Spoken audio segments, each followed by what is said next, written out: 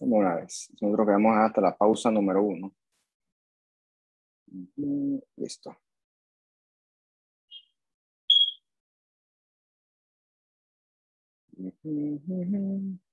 Listo, de una vez. Pues, entonces, la semana pasada, el viernes, hablamos varias cosas de la parte esta de cómo se produce la enfermedad a nivel cardiovascular. Hablamos de qué pasa cuando el corazón falla en su función de bomba. Hablamos qué elementos afectan esa función de bomba del corazón.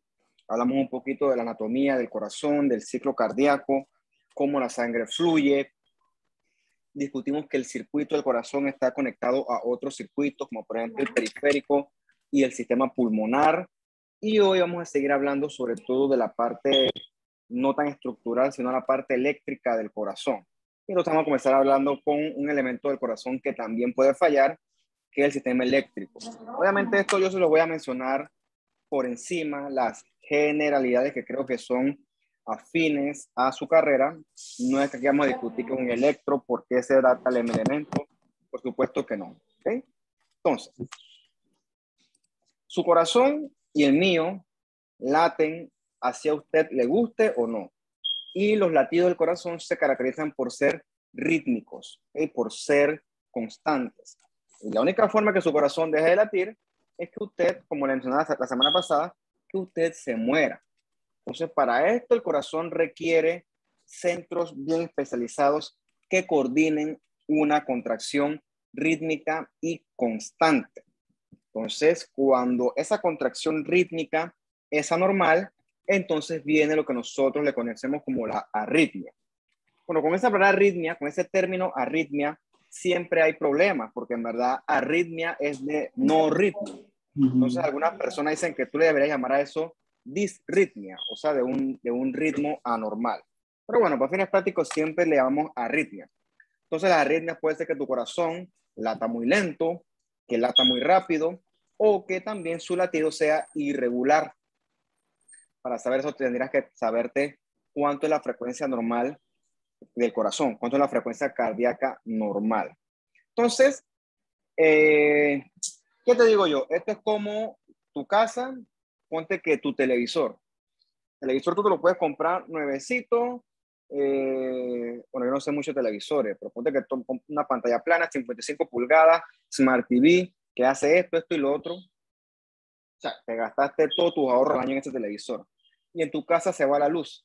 El televisor puede ser el mejor televisor de todo el almacén, pero si en tu casa no hay luz, es por el gusto. Lo mismo ocurre con el corazón. El corazón puede estar estructuralmente íntegro. Las válvulas pueden estar íntegras. El músculo el músculo cardíaco puede estar íntegro. No es liso, el músculo cardíaco es estriado, por cierto. Todos los elementos estructurales pueden estar íntegros. Pero si la actividad eléctrica del corazón está fallando, la contracción va a fallar. Entonces el corazón tiene que latir constantemente y a un ritmo permanente. Obviamente, ¿por qué? Porque cuando cada vez que late, el corazón bombea sangre y cuando se relaja, recibe sangre. Entonces, si el latido es irregular, ambas cosas o una de las dos se puede alterar. Puede ser que el corazón eyecte sangre de una forma anormal o puede ser que su capacidad de recepción de sangre también sea anormal. Y entonces de ahí se derivan los distintos síntomas que puede que tenga el paciente. Entonces, aquí vienen otros términos que usted quizás conoció en sus cursos de biología y de fisiología. Esto de polarización, eso de los potenciales de acción. Para menos, usted sabe que las membranas celulares de nuestras células tienen carga, o sea, tienen polaridad. Y que esa polaridad se va alterando dependiendo de la entrada y salida de iones. Teóricamente eso es lo que hace que las células sean excitables y puedan realizar su función. Si no fuera por eso, la célula es como una batería sin carga. ¿Ah? ¿Okay? Esa capacidad de polarizarse es como una batería cargada, por así decirlo. Entonces, de forma coordinada, como en una orquesta bien organizada, bien rítmica, cada una de nuestras fibras musculares cardíacas, todas se depolarizan al unísono, ¿ok? Y entonces el corazón late de una forma coordinada. O sea, todo tiene que estar bien íntegro, de manera que Si alguna de esas fibritas falla, bueno, eventualmente el ritmo como tal va a fallar. Entonces, como en una orquesta, tiene que haber un director. Entonces, podemos considerar nosotros que los directores del ritmo del corazón son los distintos nodos. Solamente para mencionarlos, está el nodo sinoatrial, está el nódulo, o nódulo, también llaman nodo aurículo-ventricular, y finalmente el haz de His. Entonces, eventualmente, esos impulsos eléctricos que generan estas estaciones se diseminan al músculo cardíaco como tal en los ventrículos, en estas fibras que están aquí. Se llaman fibras de Purkinje. A veces te puede confundir con las células de Purkinje que están acá en el cerebelo, pero no son lo mismo. Lo que pasa es que tienen el mismo epónimo. Tú ves que aquí está, mira, aquí están un corte histológico de las capas del corazón.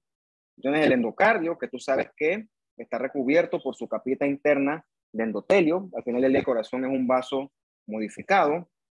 Está el miocardio, y en el tejido subendotelial o en la región subendotelial encontramos varios elementos, elementos elásticos, elementos fibrosos, pero también encontramos estas fibras musculares cardíacas modificadas, como dice la leyenda, Modified Cardiac Muscle Fibers. Entonces, ves que son fibras con mucho más citoplasma pálido en comparación con las fibras cardíacas normales. Entonces, estas son las famosas fibras de Purkinje, que se encargan de diseminar el impulso eléctrico de una forma coordinada en los ventrículos. Entonces, eso ayuda a que el corazón lata de una forma coordinada. Es como, a menos que ustedes, por ejemplo, a alguno que le gusten los carros o los motores, saben que en el carro están los caballitos que se tienen que mover de forma coordinada. Uno falla y el motor no anda. Entonces, lo mismo ocurre con el corazón. Todos esos elementos que estamos discutiendo nosotros tienen que funcionar de una forma coordinada. Solamente hace falta que uno falle para que todo el ritmo que debe ser coordinado, todo se altere. Bien. El primer concepto que vamos a estudiar son las bradiarritmias. O sea, bradi es de lento, que es una frecuencia cardíaca menor a 60 latidos por minuto. O sea, quiere decir que por alguna razón el corazón está siendo subestimulado por sus estaciones que envían impulsos eléctricos. O sea que alguna de estas estaciones puede estar bloqueada. Entonces, como hay bloqueo al corazón, no le llega la señal adecuadamente. Entonces, el corazón va a latir lento. De más está decirles que el hecho de que tú tengas una frecuencia cardíaca menor de 60 no quiere decir necesariamente que tengas una arritmia. Por ejemplo, cuando tú duermes, tu frecuencia cardíaca también baja mucho. ¿Por qué? Porque tus requerimientos metabólicos son menores. Y también en los atletas de alto rendimiento, sobre todo, por ejemplo, un tipo que corre triatlón, años haciéndolo, su frecuencia cardíaca basal también es baja. ¿Por qué ocurre eso? Bueno, se lo dejo de tarea a ustedes, porque la explicación fisiológica es bien interesante. El punto es que no siempre es necesariamente una condición patológica que la frecuencia cardíaca sea menor de 60. Claro, si es patológico, si eso es siempre, y bajando todo, sobre todo. En ese escenario hay varios tipos de bloqueos. Yo no voy a entrar en detalle con eso porque yo no soy cardiólogo ni pretendo serlo, pero lo cierto es que cuando el corazón está latiendo muy lento, algo está fallando en el sistema de conducción eléctrica. O sea, el impulso eléctrico no está llegando. Bien. Otras cosas que pueden alterar ese envío de señal eléctrica es, por ejemplo, un corazón que sufre un infarto o una isquemia. O sea, esa isquemia, que repito, es un término que esperamos con más calma en el otro curso, es un área de músculo cardíaco que se murió, un área que está muerta. Entonces, de más está decirte que a esa área que está muerta es imposible que le llegue estímulo eléctrico. O sea, el corazón, el resto del corazón que quedó íntegro sí late, pero esa área que está muerta no va a latir. ¿Por qué? Porque está muerta. ¿Okay? Ciertos medicamentos, o sea, como si fuera un lenguaje inclusivo, será ciertas entonces. Hay ciertos medicamentos que bajan la frecuencia cardíaca también. Entonces, su efecto, menos que usted lo conoció, yo, no sé, yo creo que usted no da en farma, pero igual en fisiología se da ese tema de que los receptores adrenérgicos.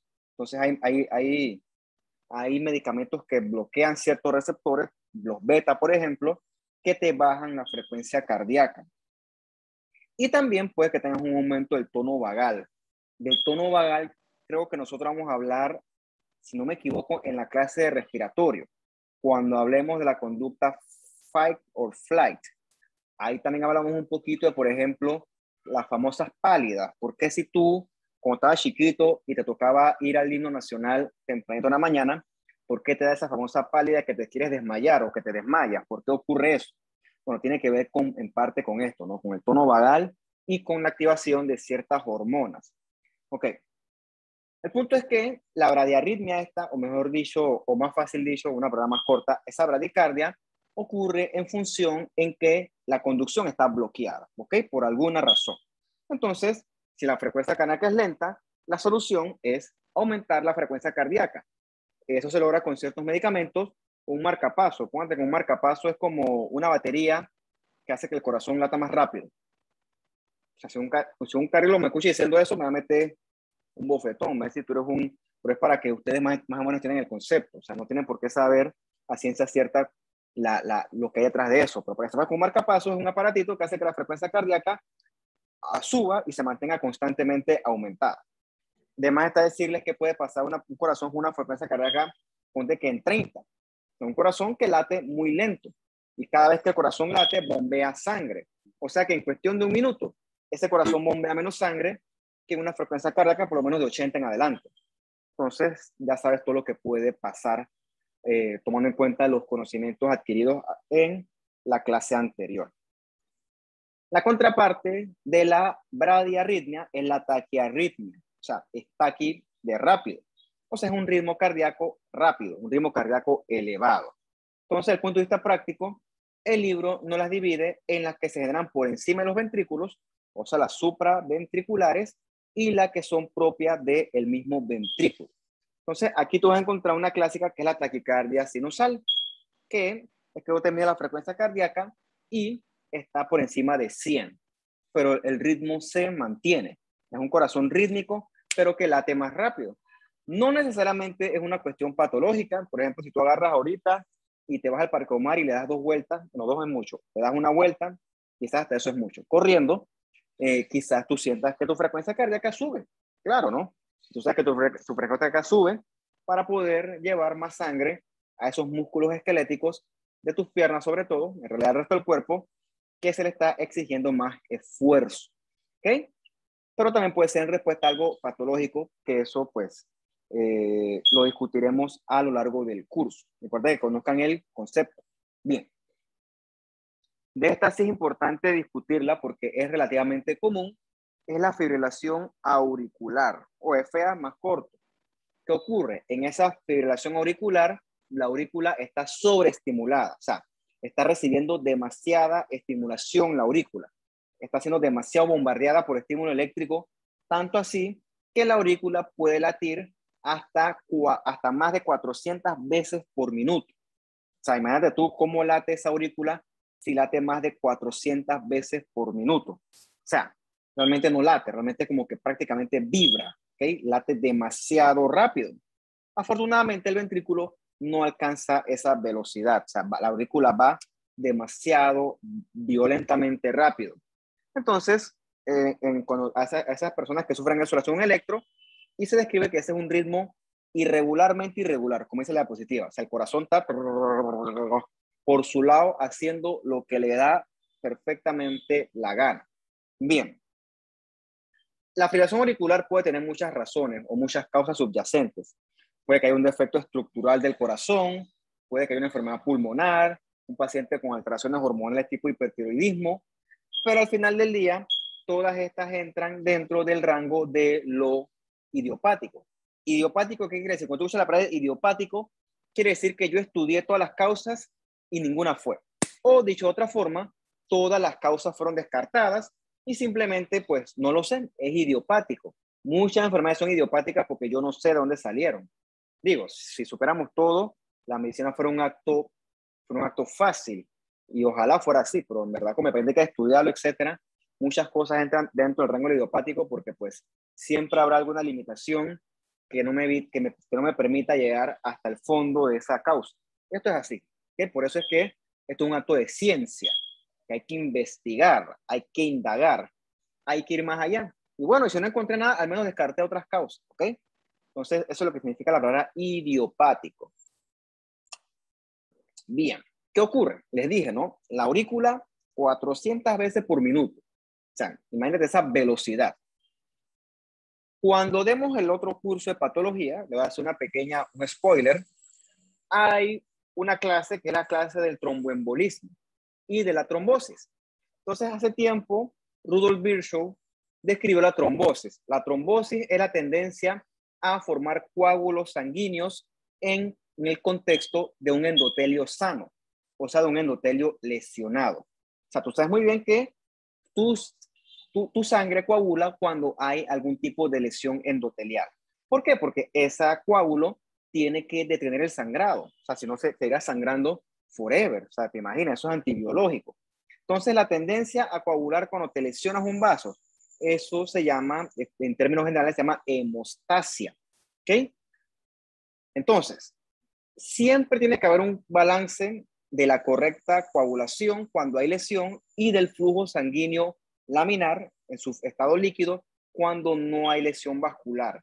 Y todo tiene que darse dentro de un buen balance, porque cuando una cuestión se altera, entonces eso es patológico.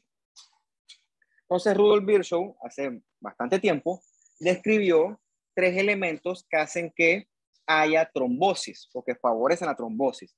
Esos 3 elementos son, como ya debes haber pensado, la lesión endotelial. Ese es el primero y es el más obvio, el más lógico. El segundo, no hay un orden en específico, por cierto.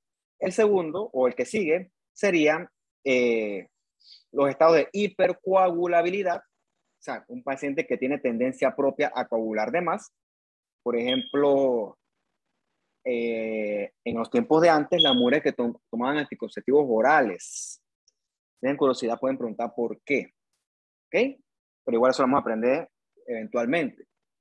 Y lo otro que hace que la sangre coagule dentro de los vasos es el flujo sanguíneo turbulento o la éstasis vascular.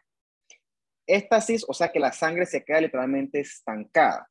Cuando la sangre se queda estancada, tiende la tendencia a coagular. Bien, ¿por qué le estoy diciendo esto? Imagínate un corazón con una aurícula que late 400 veces por minuto. O sea, vibra. Prácticamente no se mueve la aurícula. Vibra tan rápido que no se mueve. Es como si yo, así, esto no se está moviendo. ¿Okay? Toda la sangre que está ahí dentro albergada se está estancando. Toda esa sangre tiene un flujo sanguíneo normal, está estancada ahí. Y si pasa el suficiente tiempo, eso ahí va a comenzar a coagular. Entonces, dentro de esa aurícula se va a formar un coágulo. Por tema de lógica, entre más tiempo pase la sangre estancada, mayor va a ser el coágulo. Entonces, eventualmente, el corazón puede agarrar y regresar a un ritmo en el cual la aurícula así, ¡pluf!, late. Entonces, cuando la aurícula late, adivinen qué hace. Manda ese coágulo que formó al ventrículo izquierdo y del ventrículo izquierdo pasa eso a la aorta y entonces pasa ese coágulo a la circulación periférica. Por ejemplo, ese coágulo puede pasar por las carótidas y sube hasta una arteria que se localiza en el cerebro y ahí, dependiendo del tamaño que tenga, puede obstruir. Y entonces, esa obstrucción, el tejido cerebral que se queda sin irrigación, se va a morir, va a sufrir isquemia. Ese es un famoso derrame, ¿ok? Eso es lo que le llaman derrame, le llaman SB, que es enfermedad cerebrovascular o accidente cerebrovascular, pero en este caso es la parte isquémica. Secundaria a un evento tromboembólico que se originó en el corazón en el contexto de una fibrilación auricular. Ese es un evento más catastrófico porque igual ese trombo se puede ir a otros lugares, se puede ir a la parte mesentérica, a los intestinos, a la parte renal. El punto es que el trombo, cuando viaja, que es un émbolo realmente, obstruye, ¿ok? Tapa los vasos y entonces el tejido en cuestión se queda sin su respectivo aporte sanguíneo. Entonces, esa es la relación entre una arritmia, como la fibrilación auricular, y el riesgo de sufrir SB. Una pregunta de examen. Yo una vez hice una de esas fibrilaciones auriculares, ¿ok? Yo lo sufrí a mis 31 años, me dio. Y me tengo que llevar por tu urgencia. y ahí me revirtieron la aurícula con medicamentos que bajan la frecuencia cardíaca. Y ya después el ritmo volvió a su estado normal. Cuando pasó una vez, no me ha vuelto a pasar, pero gracias a eso yo tengo que tomar aspirina, ¿ok? Para evitar que se formen estos coágulos. ¿Qué es la aspirina? La aspirina es un antiagregante plaquetario, ¿ok? Antiagregante plaquetario. Ah, por cierto, a dosis infantiles. Es un antiagregante plaquetario. No es que me va a corregir el ritmo, pero va a evitar que, suponiendo que tengo riesgo de que se me forme un coágulo en la aurícula y eso tenga unas consecuencias, pues, que no quiero, ¿ok? Que no quiero que ocurra. Entonces, es una pregunta de examen. ¿De qué enfermedad sufro yo? Para que la apunte. Ok. Lo otro que puede pasar, que esto sí es un poco bastante más trágico, es que la arritmia sea ventricular, que se forme la arritmia del mismo ventrículo. Eso sí es un problema. ¿Por qué? Porque recuerda que el ventrículo es el que manda sangre al resto del cuerpo. Y si el ventrículo comienza a hacer lo que da la gana, el flujo sanguíneo de sangre, el flujo de sangre, perdón, se va a comprometer automáticamente. O sea, el paciente, eso es una emergencia médica. O sea, el paciente está hablando y de repente, ¡puf!, se desmaya. ¿Por qué? Porque el corazón dejó de latir, los tejidos se quedaron sin sangre y el cuerpo automáticamente queda en un estado catastrófico. Entonces, ¿qué es lo que se hace con esos pacientes? Eso hay que desfibrilarlos. Eso es lo que el famoso electroshock le pone y que despejen, ¡puf! Literalmente, eso es una descarga eléctrica que lo que hace, por así decirlo, de forma coloquial, es resetear el corazón. Porque lo que está fallando es el ritmo y tú lo que tienes que hacer es que el corazón regrese a su ritmo normal. ¿Y cómo haces eso? Reseteando el sistema de conexión eléctrico. ¿Cómo lo logras? Con una descarga de un desfibrilador. Palabras más, palabras menos. Tenemos esta, por ejemplo, que es la taquicardia ventricular. ¿Qué ocurre? Que es que el ventrículo está siendo bombardeado por muchos circuitos. O sea, el ventrículo está siendo sobreestimulado. Digo, aquí obviamente no vamos a hablar de electro, pero miren, estos ritmos son todos anormales. Es una cosa catastrófica, caótica. Bien, un escenario donde podemos ver, por ejemplo, una taquicardia ventricular. Por ejemplo, un paciente se infarta y entonces en ese infarto un área de tejido pues se murió. O sea, no contento con eso. En esa área la conducción eléctrica es anormal. Entonces, esa área con conducción eléctrica normal puede hacer que el ventrículo tenga estimulación eléctrica anormal y entonces el paciente puede hacer una taquicardia ventricular secundaria al infarto. Eso es lo que lo mata, la arritmia, no el mismo infarto como tal, porque puede que el infarto murió el corazón, pero bueno, con tratamiento se puede recuperar algo. Pero la arritmia sí es una cuestión que hay que correr porque el corazón no está latiendo adecuadamente, no está enviando sangre. Y esta que también es otro ritmo de muerte, es la fibrilación ventricular. O sea, en esta, el ventrículo está vibrando. Eso no envía nada de sangre al cuerpo. O sea, el gasto cardíaco se va a ver bien comprometido y el paciente, si no se le trata a tiempo, ese individuo va a tener una muerte súbita, automática. O sea, es como si el corazón dejara de latir prácticamente. Pero no es que deje de latir, sino que late de un ritmo que es completamente ineficiente. Y también puede ocurrir esta arritmia de muerte en el contexto de un infarto, ¿okay? Por el mismo tema de los circuitos de reentrada. Yo no voy a entrar en detalle de los manejos, porque repito, se supone que eso usted lo conoce con más calma cuando de su curso de BLS, que le hablen de cuáles son los ritmos desfibrilables, cuáles son los que no son desfibrilables. Yo no hablo de eso porque la verdad es que eso yo lo di en la universidad. Probablemente si yo digo algo aquí de tratamiento, etcétera, probablemente ya te desactualizó al respecto, así que prefiero mantenerme en el tema estrictamente fisiopatológico. Ya eso de tratamiento y manejo, yo reconozco que yo tengo limitación ahí y evito meterme en eso para decir algo que es incorrecto. Eso se lo dejamos a los médicos tratantes. Bien. Saltando del tema del eléctrico del corazón, entonces vamos a un tema que quizá a usted le interesa más, que es el infarto del corazón o el ataque al corazón famoso, que primero se acompaña de lo que es angina. Angina es el dolor de pecho. Y vamos a ver por qué ocurre esto. Entonces ves que aquí hemos hablado otra parte, porque aquí lo que está afectado son las arterias coronarias. Bien, nos da un poquito de agua.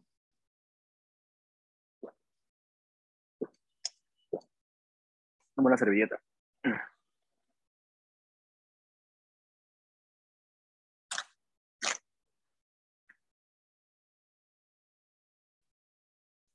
Bien, ustedes saben que el corazón, como cualquier otro órgano, requiere aporte sanguíneo. O sea, el corazón, irónicamente, bombea sangre, pero esa sangre que él bombea no se la puede consumir él mismo, porque eso no es para eso. O sea, es como si yo trabajo en un restaurante y yo no es que me voy a comer la comida que yo estoy cocinando. No, no, no, yo como otra comida. Entonces, el corazón no es que la sangre que él bombea es para él, la sangre es para el resto del cuerpo. La sangre que usa el mismo corazón para sus requerimientos metabólicos se la proveen las arterias coronarias. ¿Ok? Entonces, el corazón, al igual que el cerebro, son tejidos que son bien nobles con el tema del aporte sanguíneo. Por eso es que esto tú habrás escuchado o conocerás que una persona le da un infarto y eso es corredera, tragedia, mínimo se va a morir. ¿Okay? Y lo otro ocurre también con las neuronas. Cuando te da un derrame, eso es tragedia, lloradera, mínimo se va a morir. Pero ¿y por qué es eso? Porque nosotros sabemos que tanto el corazón como el cerebro, sus células, o sea, la fibra muscular cardíaca y la neurona, son células que son poco tolerantes a la lesión celular por isquemia, por hipoxisquemia. No lo toleran. O sea, apenas que tú a una neurona o una fibra muscular cardíaca le quitas el aporte sanguíneo, esa célula se va a morir en cuestión de minutos. El asunto es inclusive más dramático con la neurona. La neurona no tolera nada. ¿Okay? Por eso es que hay que correr cuando tú sospechas este tipo de enfermedad, porque el tejido que se murió no se va a recuperar. Repito, hablando de cerebro y corazón, el tejido muerto no se va a volver a recuperar. Por eso es que es tan dramático este asunto. Diferente, por ejemplo, al hígado. ¿Okay? El hígado es un tejido que es bien resistente. ¿Okay? Y tiene una alta capacidad de regeneración. Bien, esos son temas que nosotros daremos en otro curso cuando conversemos un poquito sobre la reparación de los tejidos luego de la lesión celular / inflamación. Bueno, el punto es que el corazón necesita su aporte sanguíneo constantemente. O sea, si tú le cortas el aporte sanguíneo al corazón, el corazón va a sufrir y puede que, dependiendo de cuánto demore esto o de qué tan grave sea, eso va a comprometer la función cardíaca. Si imagínate que tú te estás bañando en tu casa normal, estás enjabonado, champú y cosas, y se va el agua. O sea, tú te vas a quedar como que chuzo, ¿ahora qué hago? Ya tengo que salir. Bueno, algo así ocurre con el corazón. O sea, si tú le comprometes su aporte sanguíneo, el corazón sufre. Bien, entonces lo importante es conocer quién le da aporte sanguíneo al corazón, las arterias coronarias. Entonces, enfermedades que afecten esas arterias son enfermedades que van a afectar el corazón. Factores de riesgo son pacientes diabéticos, tabaquismo, la enfermedad que a ti se te ocurra, fumar es un factor de riesgo. La que se te ocurra, cualquiera, ¿ok? De los vicios, el tabaquismo es por lejos del peor, ¿ok? Eso no sirve para nada. Obviamente también el paciente hipertenso, en la hipertensión el vaso está cerrado, ocluido, y también el colesterol alto. De forma resumida, el colesterol, bueno, ahorita ya hablo de eso, así no tengo que resumirlo, ¿verdad? Que ahorita más hablo de eso. Todos estos son factores de riesgo para que se pueda comprometer este aporte sanguíneo. Miren, la aterosclerosis no es solamente grasa en las arterias, ¿ok? Es un exceso de depósito de grasa, sobre todo colesterol, que ese colesterol atrae inflamación. Y entonces esa inflamación progresivamente cambia las propiedades del vaso. La pared del vaso se pone gruesa, se pone rígida, ¿ok? E inflamada. Esa pared del vaso va a tener una inflamación crónica basal forever. Y eso va a comenzar con el tiempo a alterar el flujo sanguíneo hacia el corazón. Entonces, más que ser una vulgar placa de grasa, es en verdad un cambio como tal en el espesor de las paredes de la arteria. Entonces, con el tiempo se forma esto que está acá, que eso se llama una placa de ateroma. ¿Ok? ¿Qué ocurre? En esta placa de ateroma, el flujo sanguíneo, obviamente acá en esta placa normal, en esta arteria normal, perdón, el flujo sanguíneo es constante, fluido, sin nada que lo moleste. Pero esta placa de ateroma va a generar un flujo sanguíneo turbulento. Es como si fuera un policía muerto. O sea, que un policía muerto tú no puedes cruzar con tu carro a 100 kilómetros por hora. O sea, vas a desbaratar el carro y puedes causar un accidente. ¿Por qué? Porque el flujo se está alterando. Quizás algo similar ocurre, algo homólogo, análogo, un ejemplo, por cierto, cuando un vaso sanguíneo, una arteria, se compromete con una placa de ateroma. Además está decirlo, eso no ocurre de un día para otro. Es una enfermedad progresiva, crónica, asociada a factores de riesgo prevenibles. Otra cosa importante con esto es que me fue la idea por estar pasando otra cosa. No me importa. Yo todo lo que tengo que decir se lo voy a decir eventualmente. Bueno, es progresiva la aterosclerosis, ¿ok? Pero lo importante no es la grasa como tal. Lo importante es la inflamación que se da en la pared del vaso. Y obviamente la materia prima ahí es el colesterol. Entonces tiene que ver con una dieta. O sea que si la persona sigue comiendo grasa sin control, la placa con el tiempo va a crecer y crecer y crecer y crecer. Y ocurre esto entonces. La luz del vaso, o sea, el lumen, que era así, a ver, que era así, a ver, poco a poco se va a ir haciendo chiquitita, chiquitita, chiquitita, hasta que definitivamente no es lo mismo que la sangre pase por aquí que pase por aquí. O sea, se compromete el flujo sanguíneo. El flujo sanguíneo también se pone turbulento y eso puede favorecer eventualmente, si se rompe esa placa de ateroma, va a sangrar y eso favorece la formación de coágulos dentro de la arteria. Esos coágulos pueden obstruir la arteria y cuando la arteria queda obstruida es que crácata, viene entonces el dolor y viene entonces el infarto. Bien.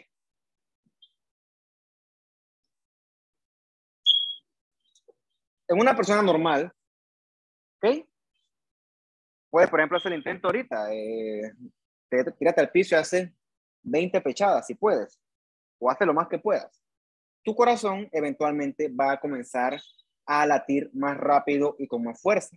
¿Por qué? Porque tú estás haciendo que tus músculos se esfuercen más. Y la forma de que se esfuercen más es que le llegue mayor aporte sanguíneo. ¿Y dónde viene esa sangre? Pues viene del corazón. Entonces el corazón tiene que aumentar la sangre que él le lleva a los tejidos. Por eso, cuando tú haces ejercicio, el corazón late con más fuerza y tu frecuencia cardíaca aumenta. ¿Okay? En ese momento, tu corazón también es esforzado de más. ¿Okay? Para que el corazón lata más rápido y con más fuerza, el corazón requiere mayor aporte sanguíneo. ¿Y cómo se logra eso? Pues las coronarias, se dilatan. Y esa dilatación hace que la arteria coronaria pueda llevar mayor cantidad de sangre a el corazón como tal y entonces le provee mayor cantidad de oxígeno a ese corazón. O sea, obviamente un corazón que late a 120 latidos por minuto requiere más aporte sanguíneo que un corazón en reposo que durmiendo de 60, por un tema de lógica. ¿Ok? Entonces, aquí viene el statement en verde. Imagínense un corazón con aterosclerosis avanzada de las arterias coronarias, como este que está aquí. ¿Okay? Es un corazón con una placa que prácticamente le está obstruyendo toda la luz a la arteria. Entonces, definitivamente, entre más grande esa placa de ateroma, mayor va a ser el compromiso de la sangre que puede pasar por ahí.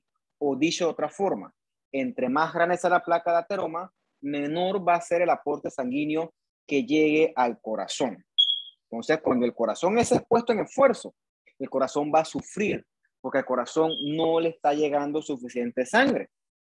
Entonces, si yo tuviera aterosclerosis y yo mantengo mi corazón tranquilito y no lo esfuerzo, pues cuando estoy en reposo me va bien, sentadito aquí, acostado, me va perfectamente bien, porque mi corazón se mantiene a revoluciones bajas.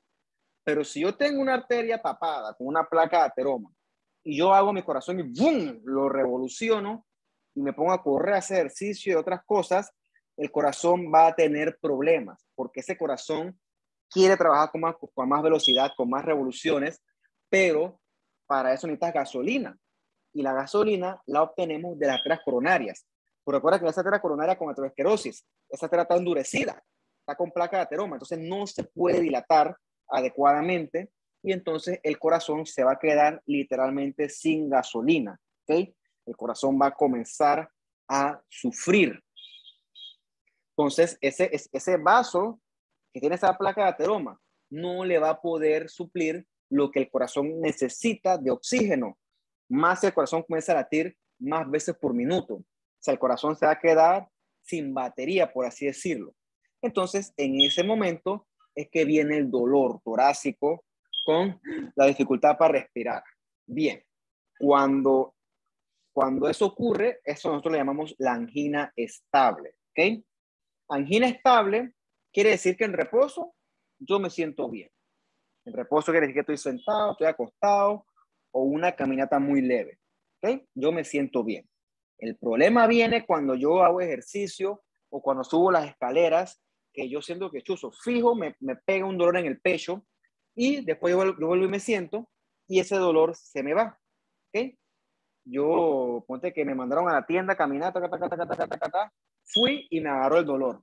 Me senté en el piso un rato y el dolor mejoró. Y yo, qué chuzo, qué raro. Vuelvo a caminar y vuelve me da, y el dolor me da cuando yo hago esfuerzo o ejercicio y el dolor mejora cuando yo estoy entonces en reposo. Entonces, esa es la angina estable. Entonces, esa angina estable indica que esa arteria coronaria tiene algún grado de obstrucción, pero que al corazón igual aún le está llegando sangre. ¿Ok? Entonces, el problema aquí es que la obstrucción del vaso progrese, ¿ok? Y entonces, cuando progresa mucho la obstrucción, puede que el corazón ni en reposo aguante. O sea, en reposo, o sea, el corazón está tan obstruido la arteria coronaria que ni en reposo es suficiente para poder suplir ese aporte sanguíneo a un corazón que no se está esforzando. O sea, que en reposo, yo sentado, me duele. O sea, eso quiere decir que el corazón tiene un alto porcentaje de obstrucción.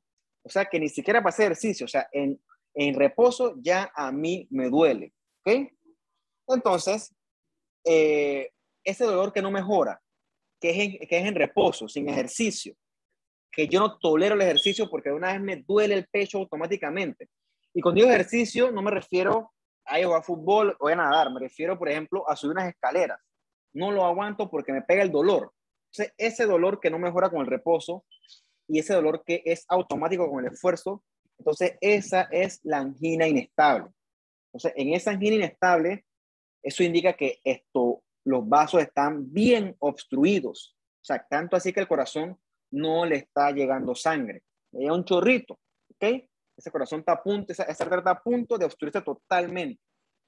Y entonces, recuerden algo, entre más grande la placa de ateroma, por un tema mecánico, más turbulento va a ser el flujo. Entonces, eso que usted ve en las películas que están operando y sale un chorrito de sangre en la barriga del paciente, eso no es tan falso, no es tan falso, ¿ok? Las arterias, la sangre fluye a una alta velocidad y con bastante fuerza, que se llama gracias a la presión arterial.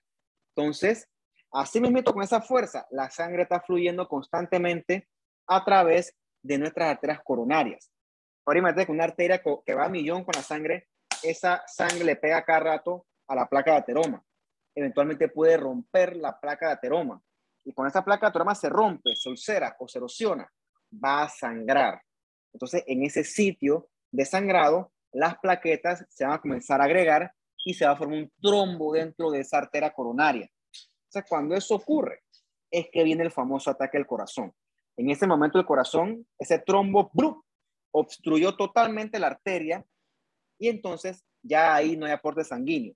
Entonces ahí es que viene el infarto como tal. O sea, ya ahí el tejido está inevitablemente muriendo. Ups, ajá, listo. Entonces, a diferencia de las anteriores, el infarto tiene muchas características clínicas.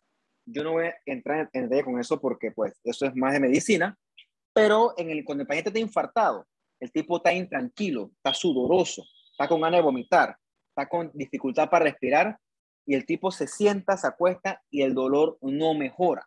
Entonces, el dolor puede irse del pecho y se le puede ir, por ejemplo, al brazo izquierdo, acá arriba la mandíbula, el cuello. O sea, es un dolor que se irradia a otras partes del cuerpo. De manera que decirle que es un dolor aplastante.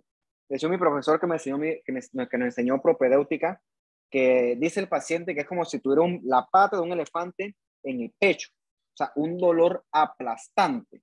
Y el paciente está alterado, y afuera sí es que está sudoroso. ¿Por qué? Porque el tipo es como si tú sintieras que te fueras a morir. Así es como el paciente lo describe. Yo siento que me voy a morir, porque te estás infartando. Entonces, además está decirle que en ese momento, eso sí hay que hacer intervención. ¿Okay? Ahorita vamos a hablar un poquito de tratamiento, pero ahí sí ya eso es manejo hospitalario. Bien.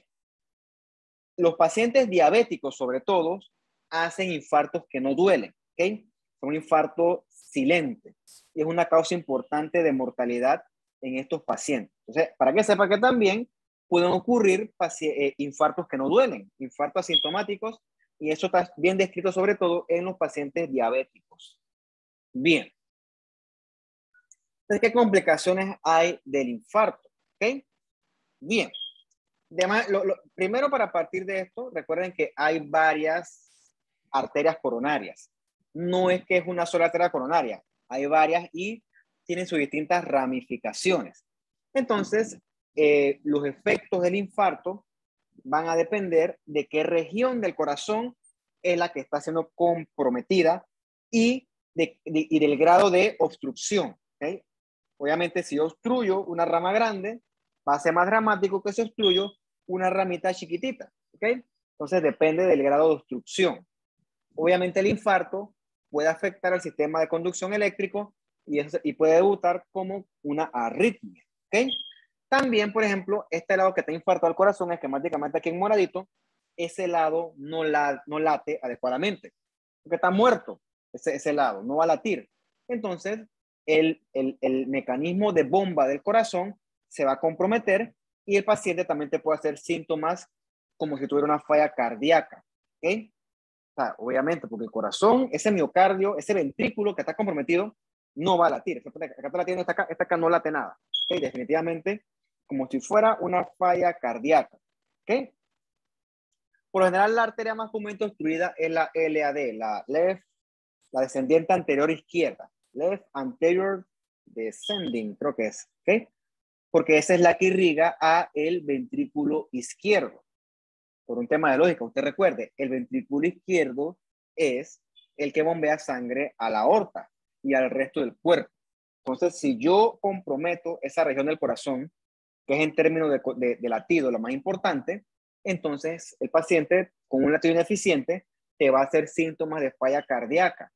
Recuerda que el flujo se acumula y entonces se va al sistema pulmonar. ¿Okay? Entonces el paciente va a hacer síntomas de una falla cardíaca. Izquierda, obviamente, en este caso. Bien.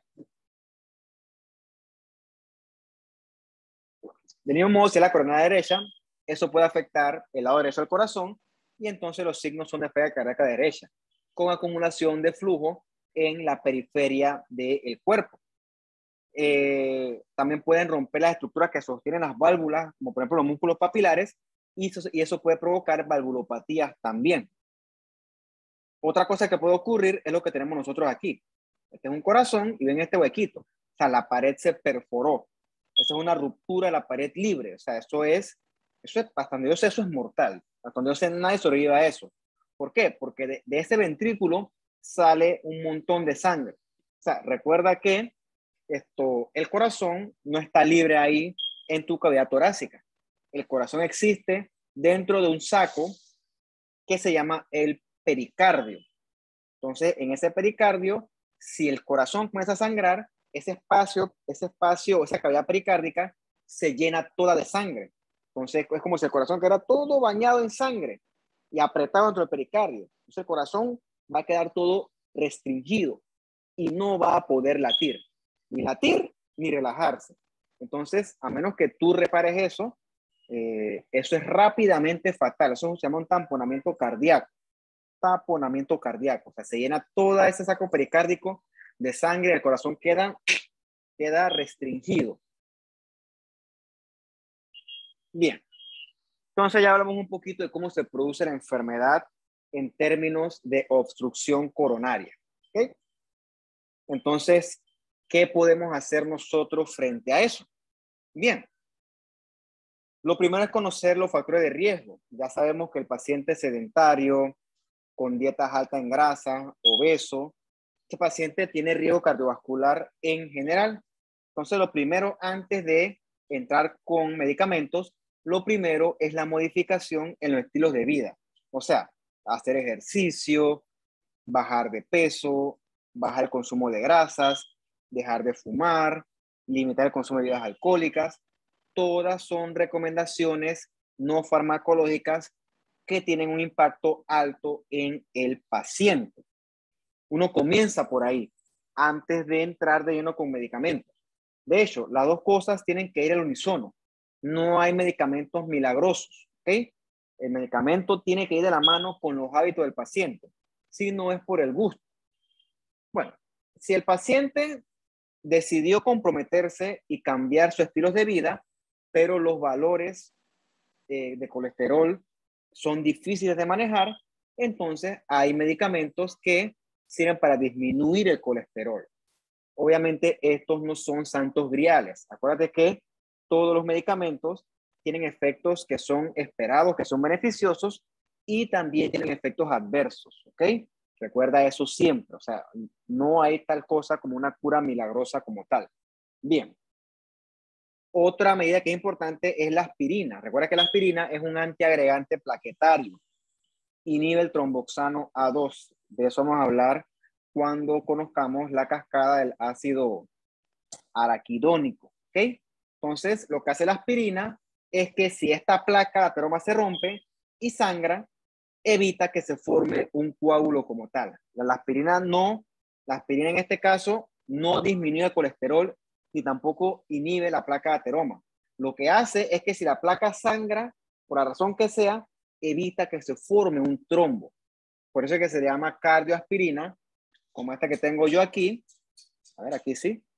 ¿Por qué? Porque sirve para prevenir riesgo cardiovascular. Recuerda, repito, la aspirina no es que baja el colesterol, ni tampoco es que inhibe la formación de la placa de ateroma. La aspirina lo que hace es que esa placa de ateroma sangra o se rompe, previene que se forme un trombo, porque recuerda que el trombo es lo que dispara súbitamente el infarto. Entonces, dijimos entonces que en todo este espectro de cardiopatía isquémica, el mecanismo fisiopatológico en común es que el corazón demanda mucho oxígeno y nuestras coronarias no pueden suplirle ese aporte de oxígeno al corazón. Entonces, ¿qué tengo que hacer yo? Yo tengo que hacer que el corazón se tranquilice, ¿ok? Que el corazón se calme. Entonces, yo tengo que bajar la frecuencia cardíaca y la fuerza de contracción. Entonces, eso se consigue con medicamentos. Y también tengo que aumentar la demanda de oxígeno hacia el corazón. Por ejemplo, hay medicamentos vasodilatadores que hacen que las arterias se abran un poquito y eso permitirá mayor aporte de sangre al corazón. ¿Okay? Entonces, es una forma de pensar cómo vamos a tratar, cuál es la meta con este tipo de pacientes en términos generales. Bien, a forma de cultura general, ¿okay? Porque yo sé que ustedes no son médicos ni les interesa hacerlo, y eso no está mal, cada quien viene de su carrera. Dijimos que cuando hay un infarto es porque el corazón, la arteria está inevitablemente obstruida. ¿Okay? Entonces la meta es vencer esa obstrucción. Una forma de hacer esto es con trombolisis, que es que el paciente hace un cateterismo, se meten por acá abajo por los vasos femorales y llegan hasta el corazón. Y ahí en el punto del coágulo, ¿cómo es que se llama? No me acuerdo mismo el medicamento. Bueno, son medicamentos trombolíticos que lo que hacen es disolver ese coágulo y permitir que entonces el vaso, la sangre vuelva a fluir. Se me fue el nombre ahorita, después se los digo. Lo otro, por ejemplo, tienes esta arteria coronaria con un alto grado de obstrucción. Entonces el paciente le pueden poner por cateterismo también esta mallita que entra cerrada y después ¡blup! Se abre. Eso se llama un stent. Y esa mallita lo que hace es de forma mecánica abrir la luz del corazón. ¿Okay? Son tratamientos farmacológicos, perdón, quirúrgicos en este caso, que el problema es que no todos los pacientes son candidatos a eso. Obviamente eso también tiene su riesgo, eso no es inocuo, tiene sus indicaciones. Al final del día, ¿cuál es la meta de esto? Es la prevención. Y usted sabe que la prevención, ¿cómo es? Con modificaciones en el estilo de vida. ¿Sí? Esa es la meta de esto. Bien, vamos a tomarnos hasta aquí este punto unos 3 minutos y seguimos más adelante.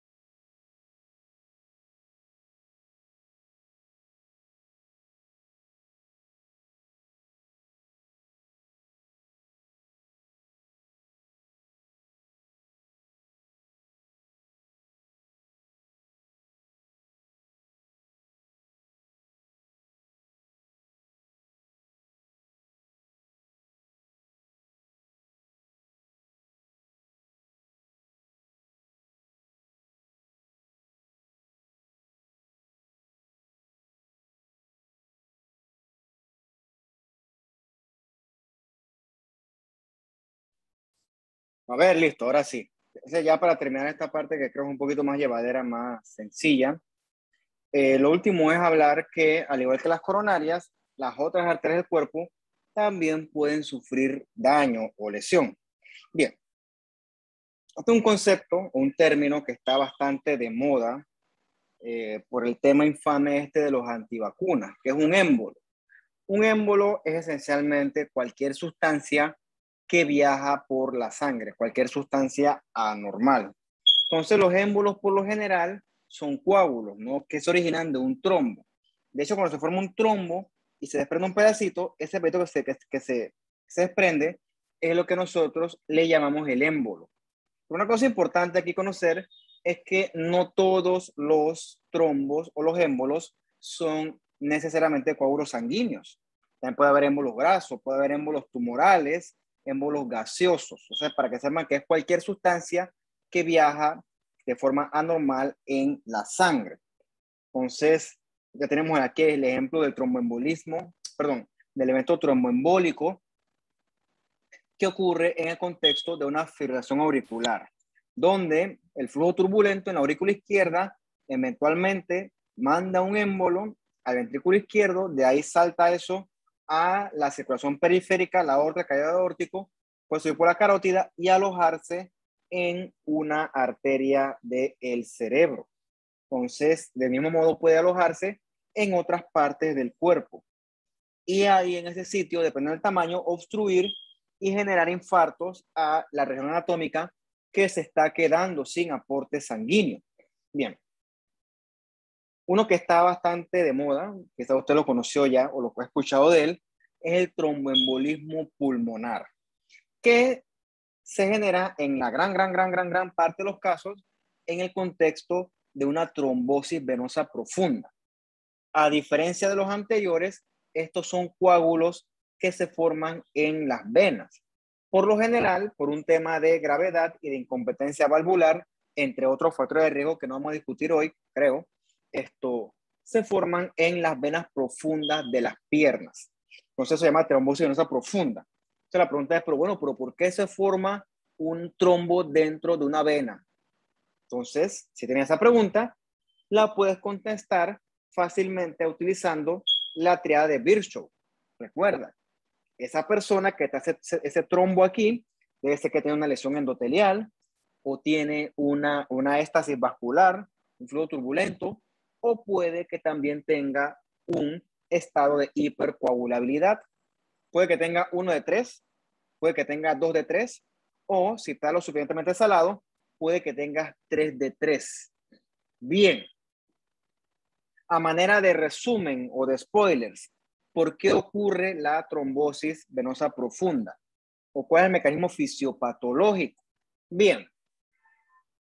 Usted repasó la semana pasada, el viernes, para ser más específico, que el corazón derecho recibe sangre vía las venas cavas.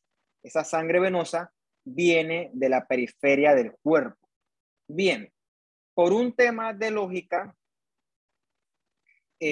la sangre, entre más periférico esté del corazón, mayor esfuerzo le va a tomar para poder regresar de vuelta al corazón. Porque recuerda que la sangre que sube de tus venas, de tus piernas, tiene que luchar contra gravedad. Entonces, las venas tienen mecanismos para luchar contra esa gravedad y regresar de vuelta al corazón. Por ejemplo, las venas de nosotros tienen unas valvulitas, las válvulas venosas, que favorecen la propulsión de la sangre en contra de la gravedad. Otro mecanismo importante es la contracción de los músculos esqueléticos que rodean las venas. ¿Okay? Por eso es que la persona se le recomienda que haga actividad física, porque esa actividad física contrae los músculos esqueléticos. Y por actividad física no me refiero a correr una maratón, me refiero por lo menos a caminar aquí a la tienda y regresar. Una tonterita como esa. Eso favorece, ayuda al retorno venoso. ¿De qué ocurre? Cuando yo tengo alguna dificultad para realizar ese retorno venoso, con el tiempo se pueden comenzar a formar coágulos. ¿Por qué? Un ejemplo de esto es porque haya cierta incompetencia con las válvulas venosas. O sea, con el tiempo las válvulas venosas van perdiendo su función, más si la persona tiene factores de riesgo. Sobre todo, sin querer ser machista, las mujeres tienen más riesgo si son obesas, si son sedentarias. Entonces, la competencia de las válvulas se va perdiendo. ¿Y qué pasa con eso entonces? Si las válvulas no funcionan y yo no hago ejercicio y me la paso todo el día sentado o acostado, ¿qué pasa con la sangre si no regresa al corazón? Bueno, se queda estancada en las venas, la sangre se queda ahí prácticamente estática y entonces eso va con la parte de la triada de Virchow. O sea, el paciente tiene riesgo por éstasis vascular. ¿Por qué? Porque no estás movilizando esa sangre de vuelta al corazón. Entonces, eso se puede sumar a un posible estado de hipercoagulabilidad. Y si no se monitorea a tiempo o no se detecta a tiempo, estás en riesgo de sufrir una trombosis venosa profunda que si estás lo suficientemente salado, te va a desprender un émbolo. Ese émbolo va a viajar arteria ilíaca, vaso ilíaco, perdón, vena cava, llega al corazón derecho, pasa aurícula derecha, ventrículo derecho, pasa por la válvula pulmonar a la arteria pulmonar y allí obstruye. ¿Okay? Dependiendo del tamaño de la obstrucción, puede ir desde síntomas, desde asintomáticos hasta síntomas leves, hasta que se obstruye la arteria pulmonar. Eso es fatal, la muerte súbita.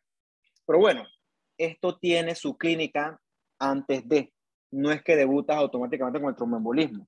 ¿Okay? Tiene su otra ciencia, pero bueno, eso nada más se lo estoy mencionando para que usted se haga una idea, porque si no esto es demasiado lineal, demasiado crudo, demasiado abstracto. Recuerda, estas cosas no son espontáneas, ¿ok?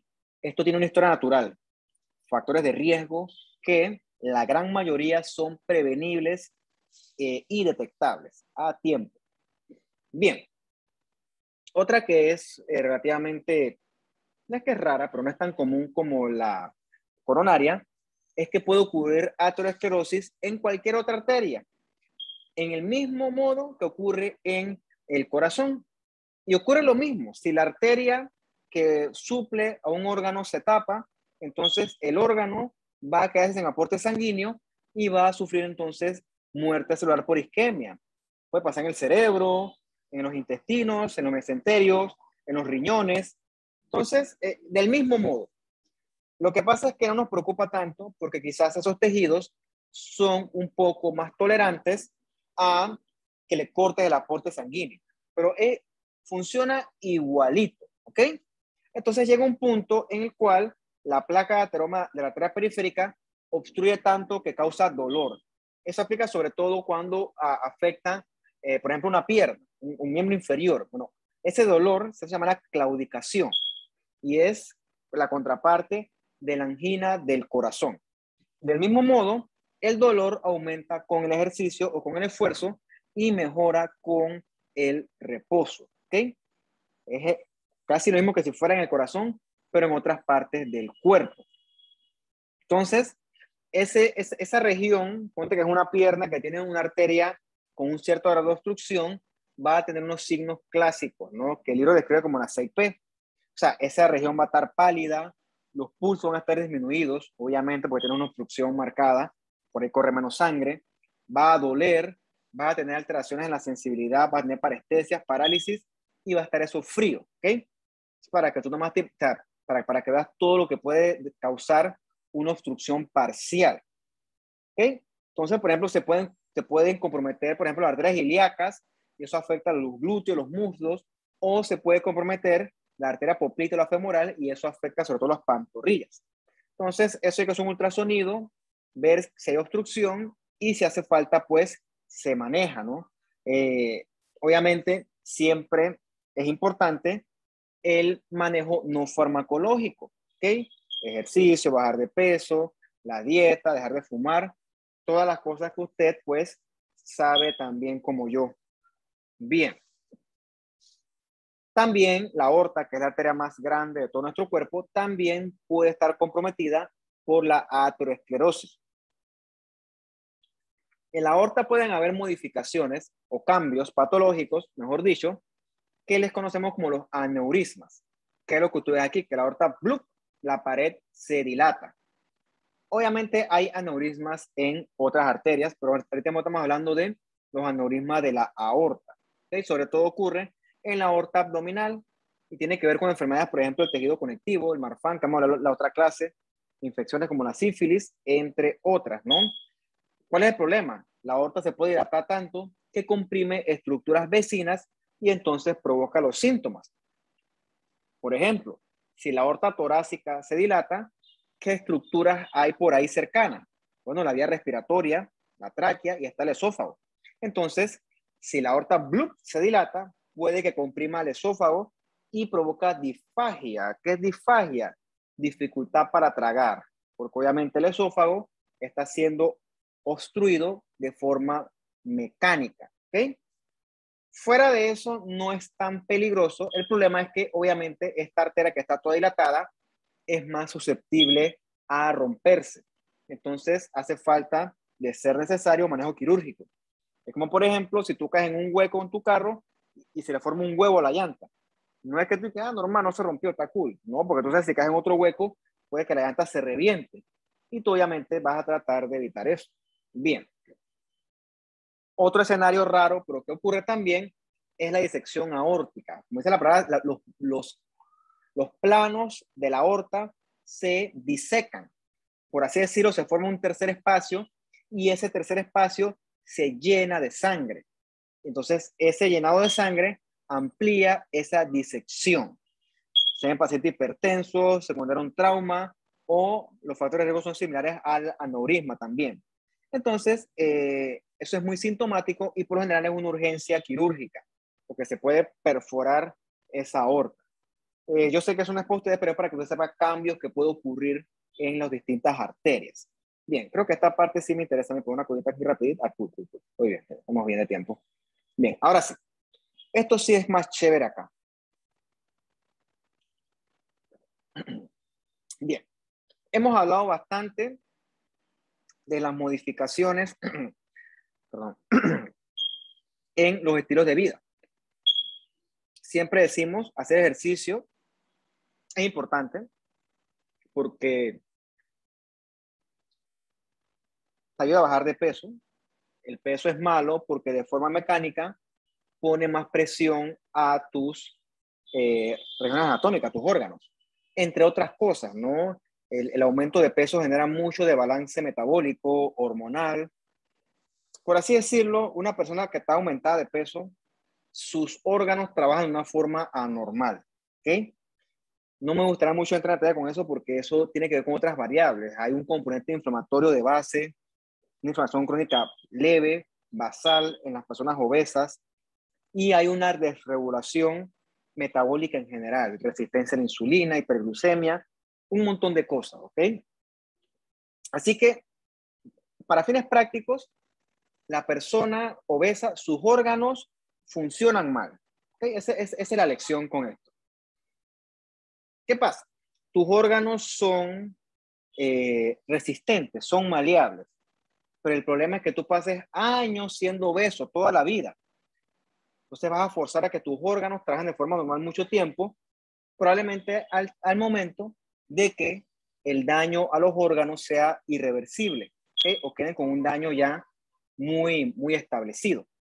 Entonces, por eso es que se recomienda hacer ejercicio, bajar de peso. Yo siempre les digo, no es que tú seas un atleta de alto rendimiento, pero aunque sea controlar el peso. No es que vas a tener cuadritos, que vas a estar fit, eso es como fantasía, ¿no? A menos que te la pases metiendo al gimnasio, pero sí es un poquito de control y de balance. Bien, hemos hablado de la dieta, o sea, ¿por qué la dieta es tan importante? O sea, ¿qué ocurre con las grasas en la dieta? Mira, las grasas no son intrínsecamente malas. De hecho, si lees un poquito, las grasas per se no engordan.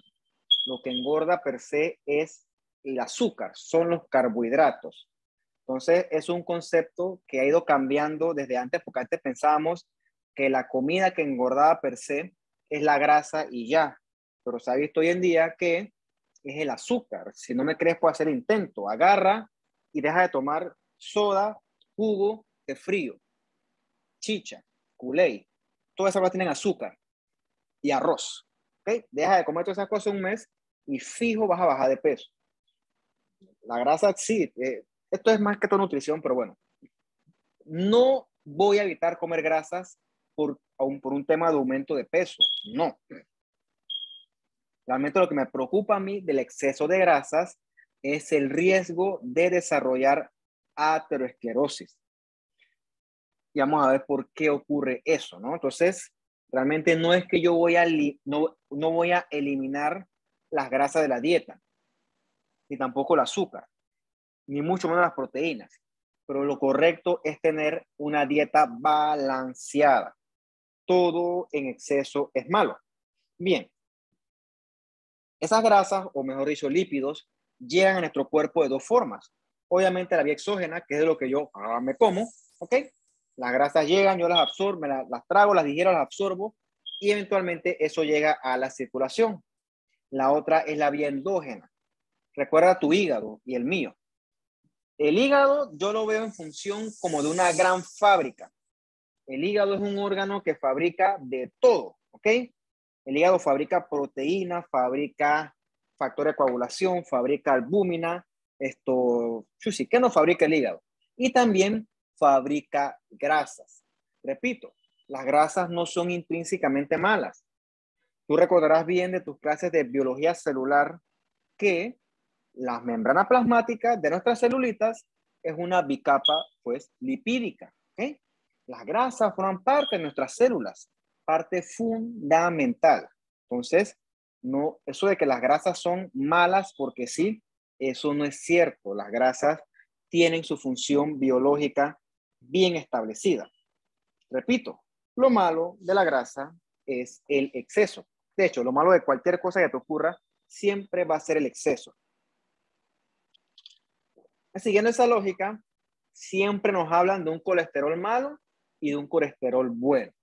El colesterol malo es el que le llaman el LDL o en inglés Low Density Lipoprotein. ¿Okay? Vamos a ver por qué es malo. Y el bueno le llaman el HDL o el High Density Lipoprotein. Bien, ¿qué ocurre? El problema con las grasas es que se depositen en lugares que no se pueden o que no se deben depositar. O sea, realmente ese es el problema de ellas. El problema es que se vayan a un lugar que no deben. Y eso es lo que hace el LDL. El LDL agarra ese colesterol de la dieta y también, ¿por qué no? Que se produce en exceso en el hígado, lo agarra y entonces lo deposita en los tejidos periféricos. Un ejemplo de estos tejidos periféricos son nuestras arterias coronarias. Por eso es que el LDL es, entre comillas, malo. Mientras que tenemos el HDL.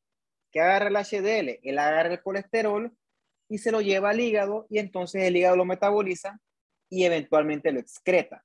Entonces, el LDL favorece la acumulación de colesterol en el cuerpo, en este caso en las arterias coronarias, entre otras regiones anatómicas, y el HDL favorece eventualmente la metabolización y excreción del exceso de colesterol.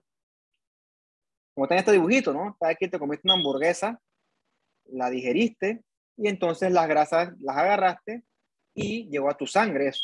Entonces, esa grasa en la sangre, el HDL transporta el colesterol hacia el hígado para su eventual excreción, mientras que la LDL favorece el depósito de esa grasa en exceso en varias partes de tu cuerpo, donde es sobre todo sensible que se depositen en nuestras arterias coronarias. Eso es lo que no queremos.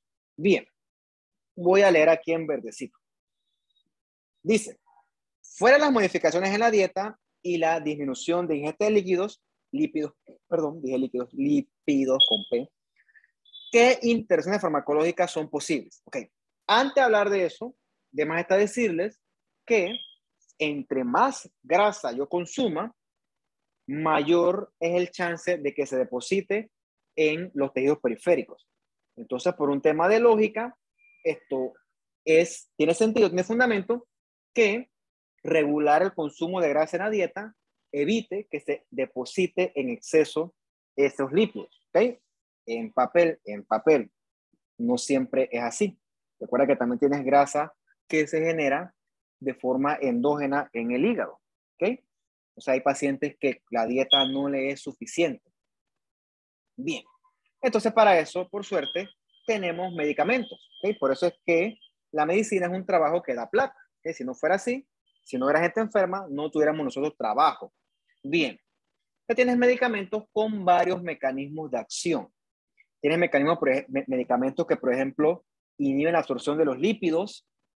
¿Ok? Tienes medicamentos que secuestran ácidos biliares y entonces esto favorecen que el colesterol sea convertido a más ácidos biliares para su eventual excreción. Por así decirlo, es un secuestrador de ácidos biliares esos medicamentos. Palabras menos, yo sé que es un poquito enredado, pero bueno, yo no quiero entrar en mucho detalle con eso. Claro, el efecto neto de estos medicamentos es disminuir el nivel de colesterol en general, también de triglicéridos, etcétera. Pero recuerda que estos medicamentos, ninguno es inocuo. Todos tienen en menor o mayor medida efectos secundarios, efectos que no son deseados y a veces esos efectos no deseados son bien dramáticos. Por ejemplo, mucho eso dan mucha diarrea, mucha flatulencia, que es una cosa que es muy incómoda para el paciente y el tipo dice, pues no, cámbiamelo porque es muy incómodo. O sea, una diarrea que no la puede controlar, es muy incómodo. Tiene otros medicamentos que, por ejemplo, aumentan el HDL, que es el colesterol bueno. Y bueno, tienes este que quizás es el medicamento más famoso y de más amplio uso con respecto a este tema de colesterol, que son las estatinas. Apuesto que alguno de ustedes la conoce o la habrá escuchado. El más famoso es la simvastatina. La otra, la atorvastatina, la rosuvastatina. Bueno, ¿qué hace la simvastatina? La simvastatina inhibe la HMG coenzima A reductasa, que es un elemento fundamental para la síntesis hepática de colesterol. Repito, las estatinas entonces, o repito, lo digo en palabras más sencillas, las estatinas inhiben o disminuyen la producción de colesterol a nivel hepático.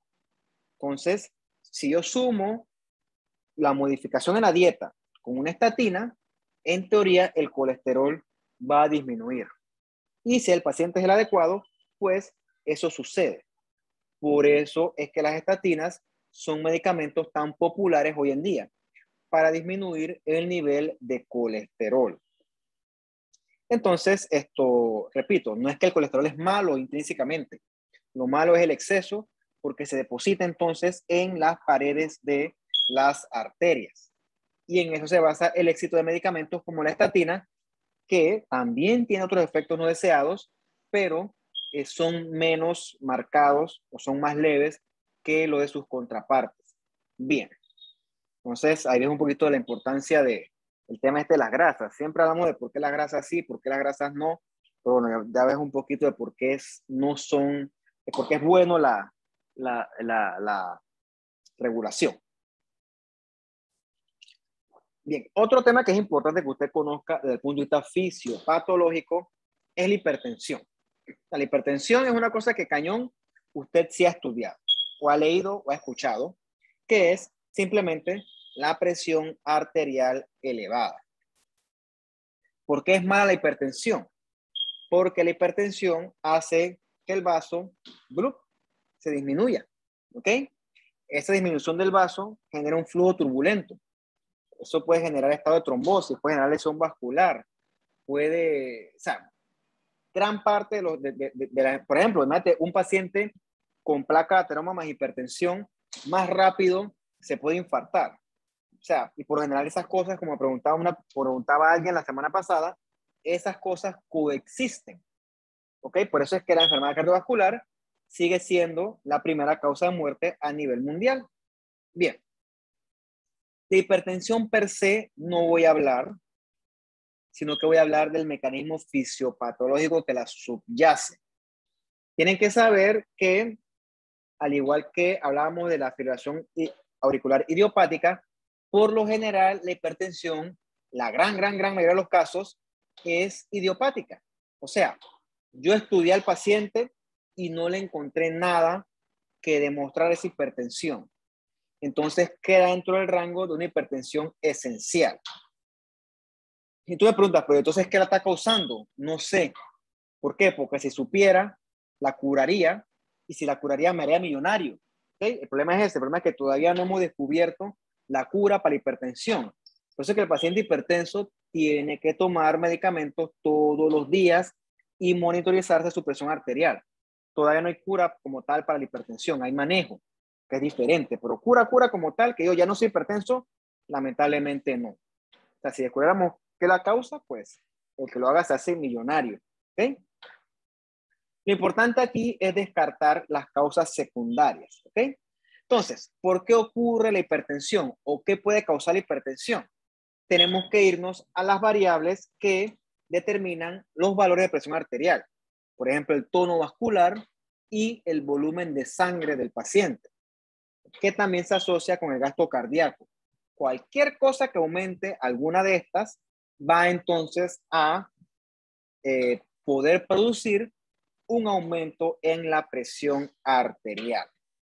También tenemos que estudiar a los reguladores de la presión arterial. Aquí trabajan entonces los riñones, súper importante.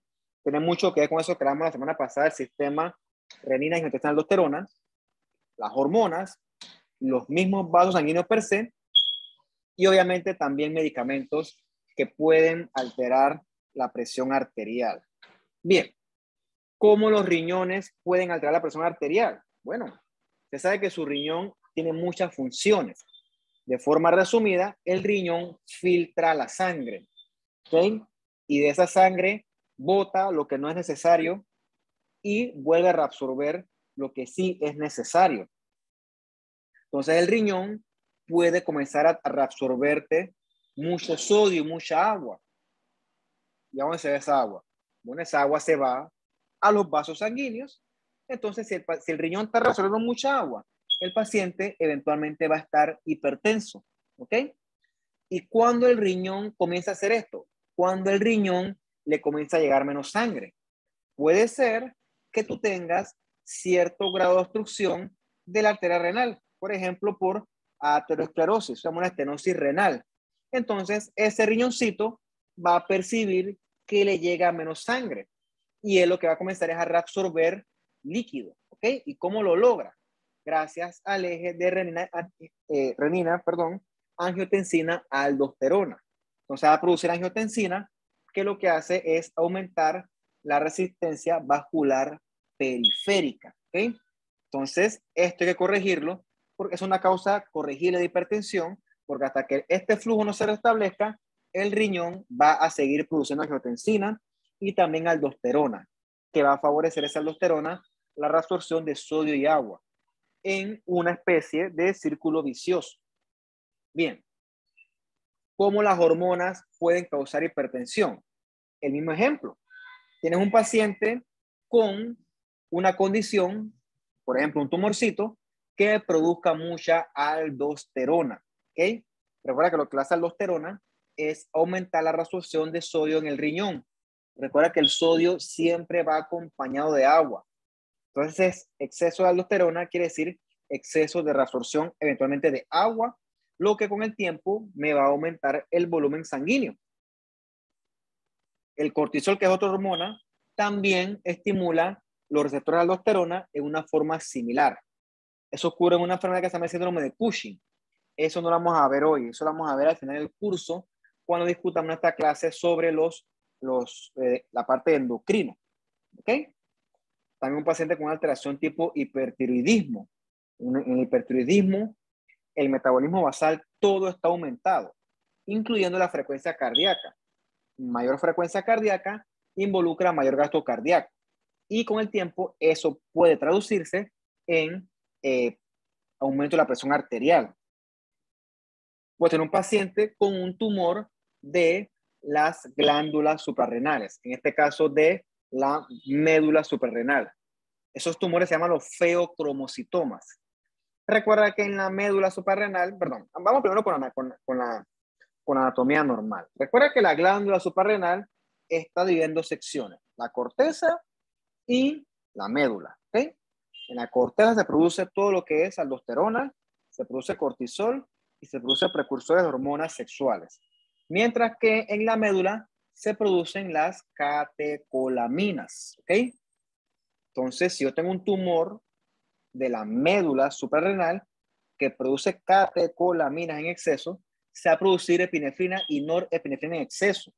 Usted sabe su clase de fisiología que estas son sustancias que estimulan a los receptores adrenérgicos. ¿Ok?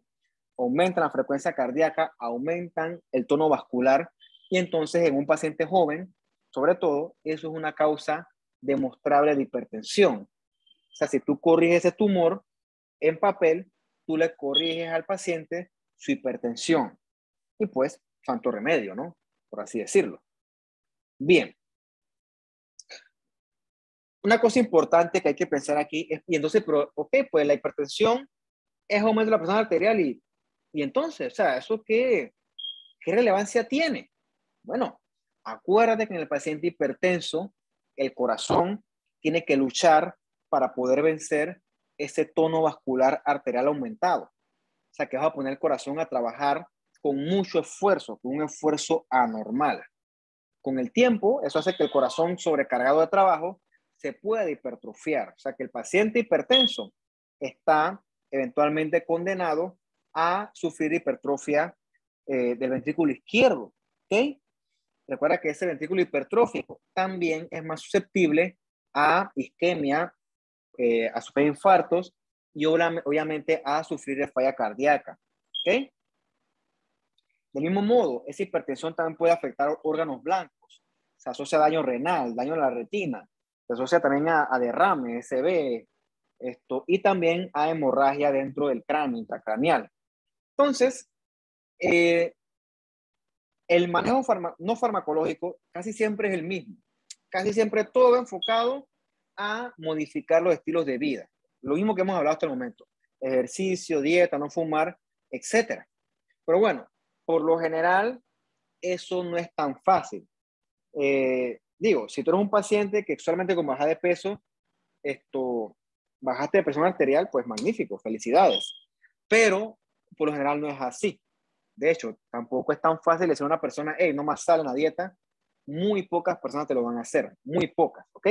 Entonces, tú lo que quieres hacer con el paciente hipertenso es bajar la presión arterial. ¿Cómo lo logras? Bueno, una forma es deshaciéndote del exceso de volumen, ¿ok? Que el paciente tenga menor volumen sanguíneo. ¿Y cómo logras eso? Haciendo que el paciente orine más. Y eso se logra gracias a los diuréticos, que son muchos, y no voy a entrar en detalle con eso, porque eso es farma. Otra cosa que tú puedes utilizar son medicamentos que disminuyan el tono vascular. Hay para eso vasodilatadores o también medicamentos que bloquean la vasoconstricción. Bloqueadores de canales de calcio, hay IECAS, bloqueadores de receptor de aldosterona, perdón, de la angiotensina, bloqueadores de aldosterona, pues hay muchos, ¿eh? Hay mucha opción en el mercado para el paciente hipertenso. Lo más importante de esto es el diagnóstico oportuno, ¿ok? Es conocer las consecuencias de la enfermedad y es conocer también el impacto de la medida no farmacológica. Y obviamente también es la responsabilidad de la parte de los medicamentos. Con eso tú puedes evitar muchas consecuencias, ¿no? Aquí tienes muchas cosas que te pueden ayudar a bajar de presión arterial. Hacer ejercicio, mejorar nutrición, eliminar la sal, verificar los medicamentos, monitorear tu presión arterial, bajar de peso, disminuir el alcohol, no fumar y tener una vida libre de estrés. Esas cosas parecen tonto, pero sirven y sirven bastante. Listo, muchachos. Vamos a llegar hasta aquí hoy. Después que sigue, ok. ¿Tienen preguntas, dudas, comentarios? Curiosidades también vale. Yo tengo una pregunta, profe. Sí. ¿Por qué los anticonceptivos causan trombosis? Bien. Vamos primero a partir de algo, porque no quiero que digan que yo dije que los anticonceptivos causan trombosis, ¿ok? Yo no quiero que digan eso porque eso es algo grave, por cierto, ¿ok? Primero que habrás escuchado ahorita con el tema de la vacuna, que en la vacuna hay un case report que dice que el 0.00001% de los pacientes que se vacunaron, o individuos que se vacunaron porque no son pacientes, hicieron un evento trombótico. Entonces, de manera estadística, salieron médicos, científicos, et al, y dijeron que tiene más riesgo una mujer en este caso, que consume anticonceptivos orales de hacer un evento trombótico, tiene más riesgo que alguien que se vacunó con Pfizer o con AstraZeneca, con la que más te gusta. Publicidad gratis como si le hiciera falta. Bien, repito, no quiero que diga que yo diga que los anticonceptivos dan trombosis, por Dios, eso es criminal. Bien, los anticonceptivos orales son hormonas. Hay muchos tipos, dependiendo de la paciente y cuál sea su meta. ¿Ok? Pero esencialmente inducen a la paciente en un estado de hiperestrogenismo, ¿ok? Exceso de estrógeno. Entonces, ese exceso de estrógeno favorece la síntesis hepática de factores de coagulación. Entonces, en papel, en teoría, una paciente que consume anticonceptivos orales también está produciendo exceso de factores de coagulación. Entonces, en papel, en teoría, repito, está en un potencial estado de hipercoagulabilidad. Y entonces eso la puede predisponer a un potencial evento trombótico. Eso es el contexto estrictamente teórico. Ahora, eso ocurría hace tiempo, ¿ok? Cuando los anticonceptivos orales eran algo nuevo. En este momento la dosificación hormonal era difícil y entonces, como con todo medicamento nuevo, hay efectos adversos y uno de los efectos adversos era ese potencial estado de hipercoagulabilidad. Con los anticonceptivos modernos de nueva generación, esos efectos adversos todos han disminuido a un número cercano a cero. O sea, es poco probable que ocurra, ¿ok? Pero sigue existiendo el fundamento teórico. O sea, no vayas a creer ahora, no te vayas a asustar que yo dije que ahora porque tú tomas anticonceptivo oral te va a dar un stroke o te va a dar un infarto. Oye, por Dios, no me hagas eso, no, que yo no quiero tampoco quedar aquí como un charlatán, eso no me gustaría. Aplicaba quizás hace 40, 30, qué sé yo, más años, pero hoy en día no, hoy en día los medicamentos como los anticonceptivos orales son muy eficientes. Otro ejemplo que aplica ahí, decía la gente, no, yo no tomo anticonceptivos porque eso me engorda, ¿ok? Quizás en el pasado estaba asociado a retención de agua y aumentar de peso, pero los de hoy en día no hacen esos efectos secundarios, o sea, son muy buenos. son diferentes. Entonces, todos esos efectos secundarios con los anticonceptivos modernos, la gran mayoría se han eliminado. Y son medicamentos hoy de mucho mejor, mucho menos efectos adversos. ¿Okay? Pero el fundamento teórico es ese, porque se producen mayor cantidad de factores de coagulación a nivel hepático. Y lo mismo aplica para el embarazo. ¿Okay? El embarazo, como también un estado hiperestrogénico, se pueden en papel sintetizar más factores de coagulación a nivel hepático y en teoría la paciente tiene un estado de hipercoagulabilidad en papel. ¿Qué más?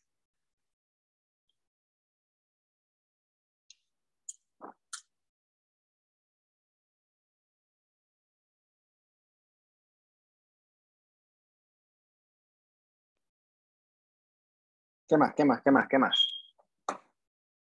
Pregunten. Yo tengo otra pregunta, profe. Bueno. ¿Cuáles serían los síntomas? No sé si usted toca ese tema, pero ¿cuáles serían los síntomas en sí de una trombosis venosa profunda en la pierna? Vamos a buscar esta clase, se la di creo que la semana pasada a unos muchachos de otra facultad. Vamos a buscarla, para que la veas cuáles son los signos de una trombosis venosa profunda. No me molesta, claro que no me molesta. Hay tiempo, no sé, si no tuviera tiempo, ni modo, pero como hay tiempo, no hay problema. Vamos a buscar la clase de tromboembolismo.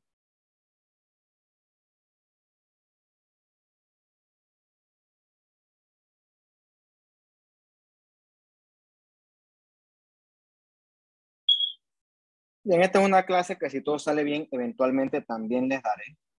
Aquí está la cosa, la trae Virchow, la trombosis,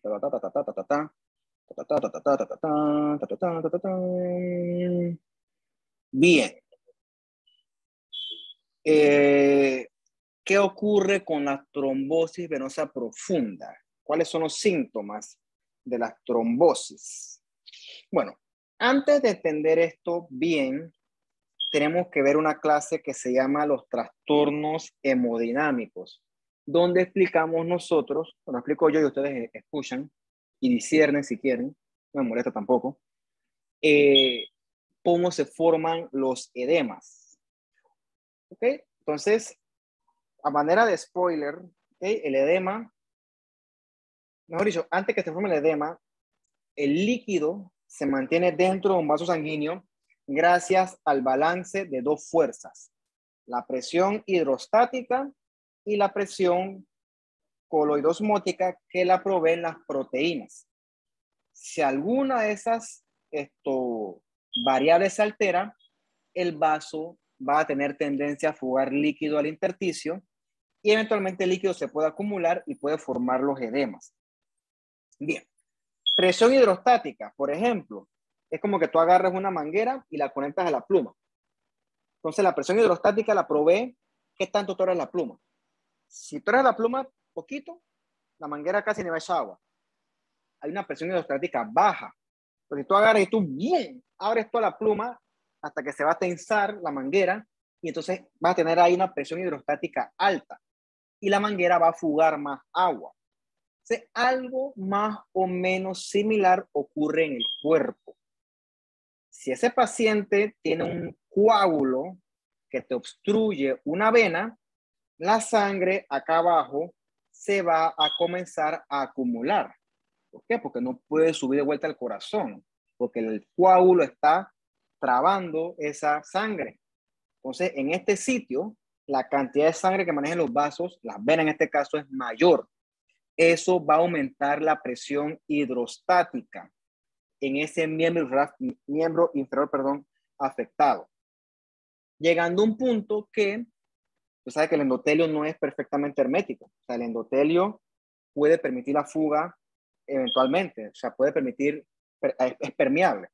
Entonces, si la presión hidrostática aumenta lo suficiente, va a comenzar entonces a fugar líquido y entonces esa pierna se va a edematizar. ¿Ok?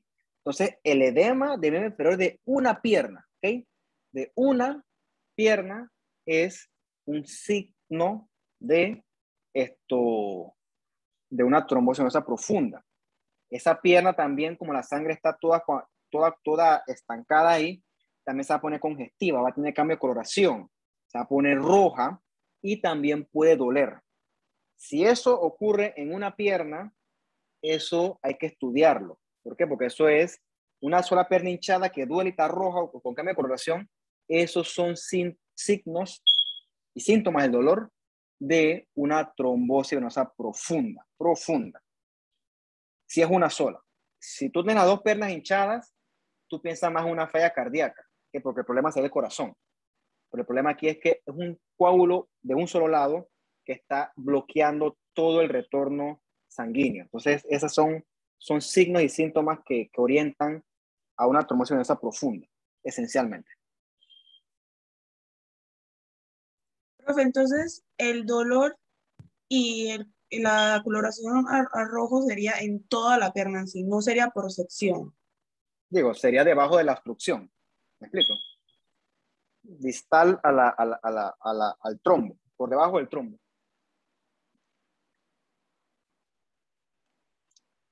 Repito, no es que el dolor y cambio de coloración, eso ya es igual a un trombo, una trombosis. No. Eso es sospecho de trombosis y entonces vienen los otros estudios. ¿Ok? Por ejemplo, hay una prueba de laboratorio que es muy útil para el diagnóstico de los eventos trombóticos, que usted la debe conocer bastante bien, que es el dímero D. ¿Ok? Un dímero D elevado orienta a un estado trombótico. ¿Ok? Claro que el dímero D, pues, no es que es igual a trombosis, pero más la clínica orienta a una posible trombosis. Entonces, si tienen curiosidad, busquen qué es el dímero D y por qué un dímero D elevado indica un estado protrombótico. Lo otro, a ese paciente le ponen un ultrasonido, ¿okay? Y mediante el ultrasonido se ve si hay o no un trombo. ¿Okay? Entonces, recuerda, no todo es clínica. O sea, si todo fuera clínica, Dios mío, no. Yo necesito las pruebas de laboratorio para poder hacer un diagnóstico y apoyarme también en los estudios complementarios. Pero la clínica es lo que comienza la sospecha. ¿Okay? Me huele algo, sospecho eso. Entonces eso yo lo complemento con ustedes, con el laboratorio clínico. Entonces veremos porque cardiovascular no es tanto laboratorio, pero cuando vemos, por ejemplo, la clase de riñón, vamos a ver por qué al paciente le mandan una creatinina y por qué un boom. ¿Por qué los dos? ¿Y por qué no uno y el otro? ¿Y qué significa la relación creatinina-boom? O sea, son cosas que son fundamentales para el diagnóstico de una falla renal. Después veremos, por ejemplo, en el módulo el de la sangre, vemos un montón de cosas. Ese es bonito, por cierto. Entonces, esta materia es importante porque aquí, aparte de ver qué signos se producen, es ver qué potencial anomalía de laboratorio se puede producir en función de una enfermedad que se está desarrollando de fondo. Entonces creo que eso a ustedes les sirve bastante, creo yo, quiero creer. Profe, una consulta, ¿por qué, o sea, como cuál sería el alcance de esa trombosis si en el caso de la pierna? Porque he escuchado que la mayoría de las personas o le amputan el pie o le dan medicamentos para evitar que se coagule la sangre. Ok, vamos para allá. Bien, la amputación, perdón, ya me busco un poquito de agua, ya vengo. Bien, la amputación del pie, más que todo, se da en el contexto de otras enfermedades. O sea, cuando tú amputas algo es porque algo está muerto, ¿ok? Porque algo ya, el tejido está necrótico. Pero la amputación del pie se da más en el contexto de un paciente diabético con enfermedad vascular arterial de larga data. O sea, que la sangre no pudo llegar a la pierna y los tejidos periféricos se murieron. El famoso pie diabético. Entonces, en el contexto de una trombosis, la amputación no es tanto porque aquí la obstrucción es venosa, no arterial. ¿Okay? Entonces, aquí no es tanto ese tema de amputación. Bien, vamos a regresar a las diapositivas de acá. Bien. Entonces, resulta que el paciente tiene un coágulo. O sea, ponte que ya lo diagnosticamos. Le hicimos un ultrasonido y vimos el trombo ahí, vimos el coágulo. Entonces, ¿qué hacemos con ese coágulo? Bueno, al paciente se le dan medicamentos anticoagulantes. Al paciente hay que anticoagularlo. ¿Por qué? Porque lo que no queremos nosotros, mira, la pierna aquí no es el problema, ¿ok? Olvídate la pierna. ¿Por qué? Porque la pierna es resistente a todas estas molestias. O sea, la pierna no se va a morir ni nada. El problema, el problema es esto. El problema es que de ese cuadro en la pierna, eso puede desprender un émbolo. Y ese émbolo viaja y llega acá, llega al corazón y del corazón pasa a la circulación pulmonar. Esto es lo que no queremos, porque esto sí representa morbilidad y riesgo real para el paciente. Realmente la pierna no, la importancia de la pierna es que ahí se origina el coágulo. Hasta ahí llega el asunto. Lo que me preocuparía a mí como médico es que ese coágulo desprendiera un émbolo y ese émbolo viaje al pulmón y eso sí le puede ocasionar al paciente una consecuencia grave. Entonces, ¿cómo yo evito que eso suceda? Bueno, disolviendo el coágulo o evitando que se siga formando. Y eso, por lo general, se logra con anticoagulación.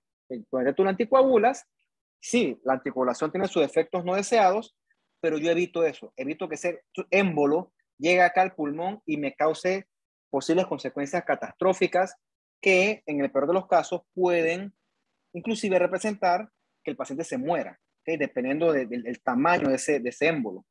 Entonces, se le anticoagula, se le da seguimiento y entonces ahí ya podemos evitar alguna posible consecuencia de más. No siempre es así, por cierto, pero bueno, en papel esa es la meta en papel.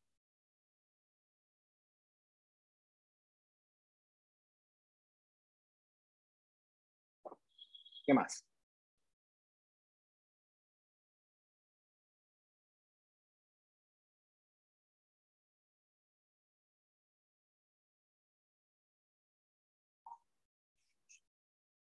Más nada. Bueno, muchachos, entonces, si no tienen más preguntas, nos veremos nosotros hasta el viernes. Por favor, 2 cosas. Hagan los grupos de taller, número 1. Y número 2, por favor, métanse al grupo de Edmodo.